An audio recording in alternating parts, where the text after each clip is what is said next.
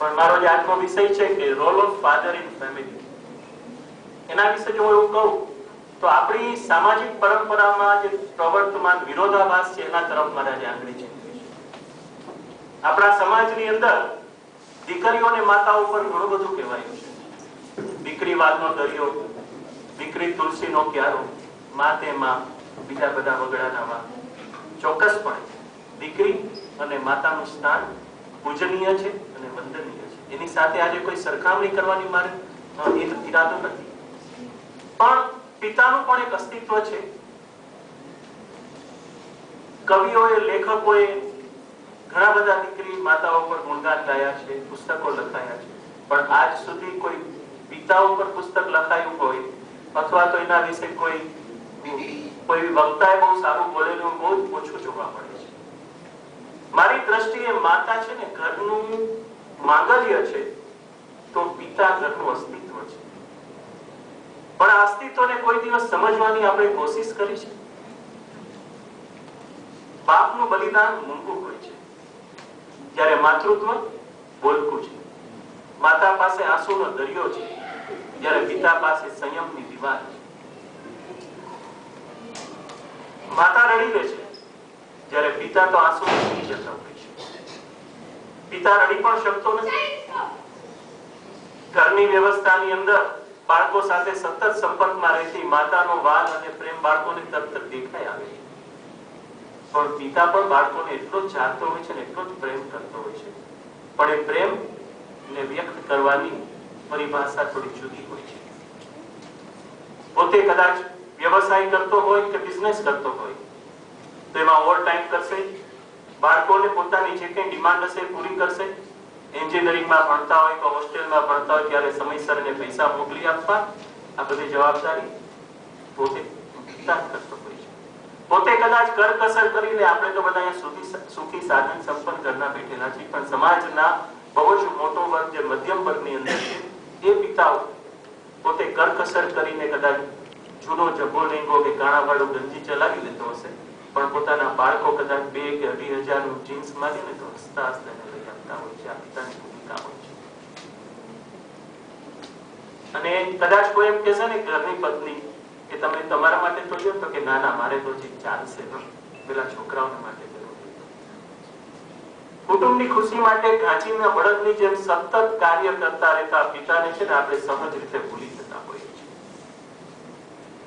પણ બાપ કદી બોલતો નથી, એનું બલિદાન મૂકવું છે. આજનું નહીં પણ પૌરાણિક ગ્રંથનો પણ તમે જો દાખલો લ્યો, રામાયણ મહાભારતનો પણ, તો રામાયણની અંદર આપણે છે ને રામને યાદ કરીએ, લક્ષ્મણને યાદ કરીએ છીએ, જાનકીને યાદ કરીએ છીએ, હનુમાનને યાદ કરશું, પણ રામને જ્યારે 12 વર્ષનો વનવાસ દેવામાં આવ્યો ત્યારે પુત્ર પ્રેમની પાછળ પોતાના પ્રાણ ત્યાગ કરી દેનાર દશરથ રાજાને આપણે ભૂલીને અન્યાય તો નથી કરતા. મહાભારતની અંદર આપણે કૃષ્ણને, યશોદાને, દેવકીને જરૂર યાદ કરીએ, પણ વરસતા વરસાદની અંદર મધ્યરાત્રિએ પૂરની અંદરથી વસુદેવ જે રીતે બાળકૃષ્ણને લઈ આવ્યા, એ વસુદેવને ભૂલીને આપણે પણ ભૂલ તો નથી કરતા ને, એને પણ આપણે યાદ કરવા જોઈએ. પિતાનું કાર્ય છે મારી દ્રષ્ટિ એ અનુશાસન આપવાનું છે. કુટુંબની અંદર અનુશાસનનું કાર્ય છે ને પિતા કરે છે.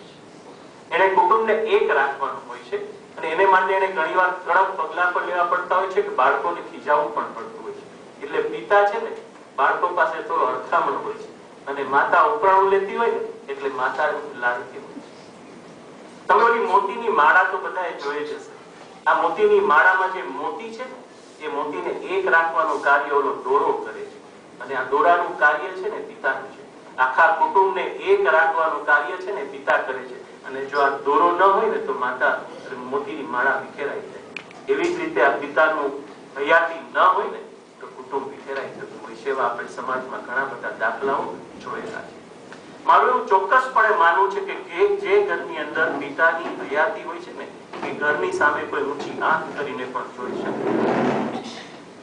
દીકરો કે દીકરીનો કદાચ રિઝલ્ટ આવે ને તો બધા ખૂબ ખુશી દીકરાને કે દીકરીને કે એની માને છે ને ખૂબ અભિનંદન આપતા હોય છે. પણ છાનું મોનો 1 કિલો પેંડા લઈ આવીને ખુશી વ્યક્ત કરનાર પિતા સામે બહુ નજર ઓછી પડતી હોય છે. નાની મોટી મુશ્કેલીઓ આવે ને તો આપણને માં ચોક્કસ યાદ આવતી હોય છે.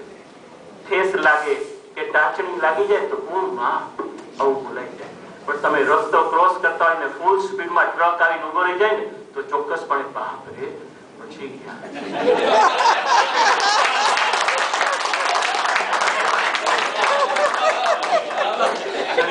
આવે તમે ત્યારે જોજો ધરતીકંપ આવ્યો હોય ત્યારે લોકો કહે છે બાપ રે કેવડો મોટો કેવડું મોટું. ત્યાં માને યાદ નથી.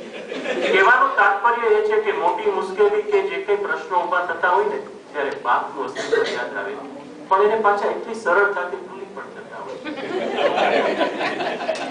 આજના આપણે જમાનામાં કહીએ છીએ કે જમાઈ તો છે ને દીકરા બરાબર છે. આવું બહુ સહજ રીતે બોલીએ છીએ કે જમાઈ તો દીકરા બરાબર છે, પણ આપણો એ જમાઈ જ્યારે આપણી ઘરે આવે તો દીકરાની જેમ બધાને ગમે છે, પણ આપણો દીકરો પણ કોઈનો જમાઈ છે.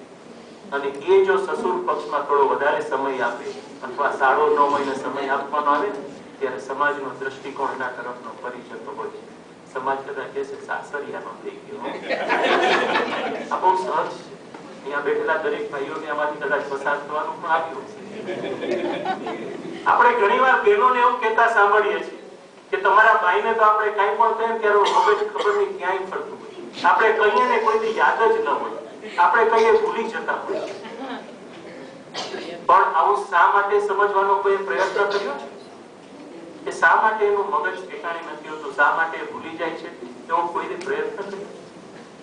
આજના દુનિયાની અંદર હરીફાઈના યુગની અંદર એને સતત સંઘર્ષ કરતો રહેવો પડે છે.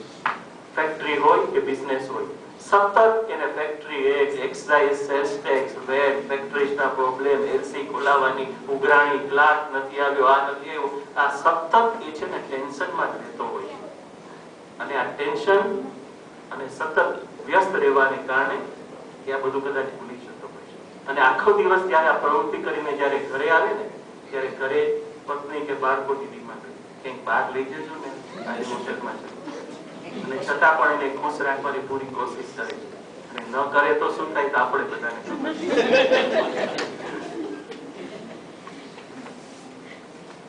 પરણાવા લાયક દીકરીના બાપ તરફ બધી નજર કરી છે.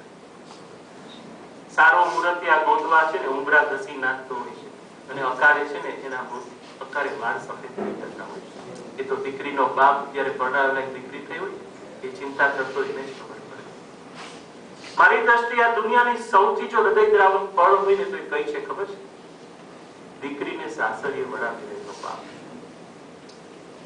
આનાથી વધારે હૃદયદ્રાવક પળ એક પણ ન હોય શકે. પોતાના કાળજા જેવા કટકાની દીકરીને જ્યારે સાસરે વિદાય આપતો હોય છે ને ત્યારે મોકળા મને રડી પણ નથી શકતો. કારણ કે એને દીકરીને સાંત્વન આપવાનું હોય છે, પત્નીને સાંત્વન આપવાનું હોય છે, અને કુટુંબીજનોને સાંત્વન આપવાનું હોય છે.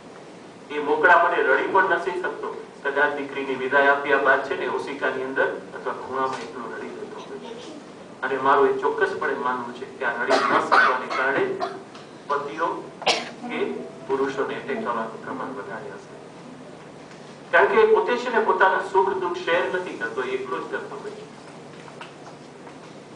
કુટુંબના દરેક સભ્ય માટે પોતાની વ્યથા, પોતાની જરૂરિયાત કોરાણે મૂકી દેનાર પિતા ખરેખર કેટલો મહાન છે, ખરેખર પ્રેમ છે. આવો આજે પોતાના બાળકો, પોતાની પત્ની અને કુટુંબ માટે મૌન બલિદાન આપનાર પિતાને ઋણ ચૂકવીએ, વંદન કરીએ. કઈ નહીં તો એટલું જરૂર કરીએ કે જે પિતાએ આપણને આંગળી પકડીને ચાલતા શીખવ્યું ને એની વૃદ્ધાવસ્થાની અંદર લાકડીનો ટેકો તો જરૂર પડે. Thank you very much.